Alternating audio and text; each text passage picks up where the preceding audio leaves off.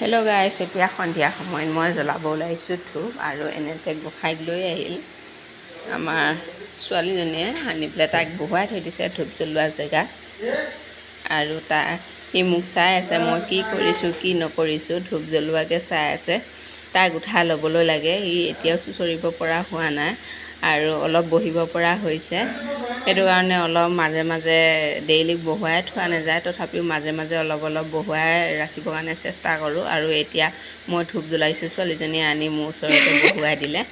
একদম কি হাঁহি মই ল'বলৈ লাগে কাৰণে তাই একদম মানে বাৰে বাৰে মই এতিয়া সেৱা কৰিম, তাই কি মাত দি থাকিব।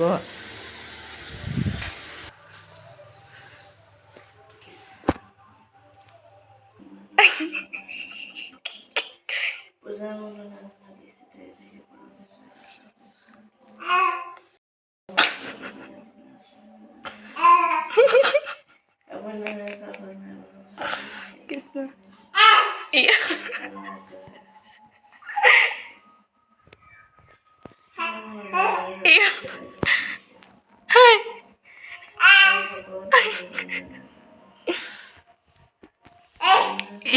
কেনেকৈ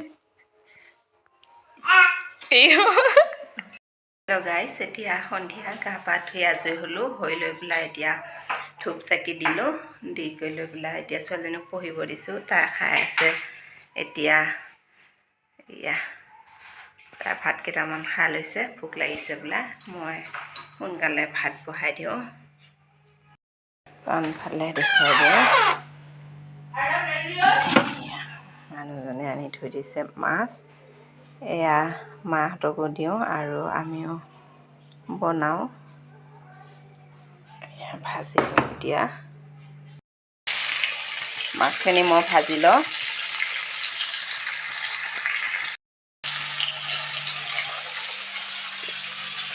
কোমোৰা আৰু মাছ অকণমানকৈ জালি কোমোৰা আছে।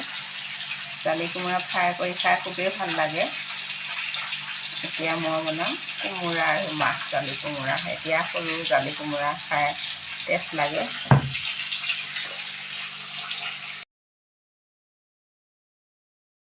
কুটি ল'লোঁ, এইখিনি হয় তৰকাৰী বনাবলৈ।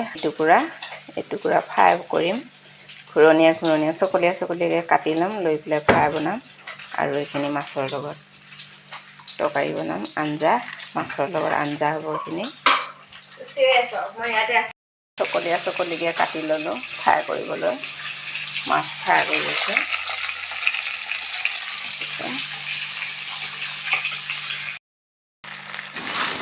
ভাগিনজনে আনিলে এয়া মাংস অলপ টুকুৰা কৰি দিছে, অলপ ফ্ৰাই কৰি দিছোঁ। ভাগিনজনে ভাত খাম বুলি ক'লে ইয়াতে। আৰু এনেতে মানুহজনে আনিলে এয়া দেখিছেনে, ভাদৰ মাহ যিহেতুকে তালৰ পিঠা খাব লাগে, তালৰ অষ্টমীৰ দিনা। আৰু এয়া মানুহজনে আনিলে তাল, এয়া দেখিছেনে, অলপ পকিবলৈ দিব লাগিব। পিঠা বনালে বাৰু আপোনালোকক পাৰিলে মই দেখুৱাই দিম বেলেগ ভিডিঅ'ত।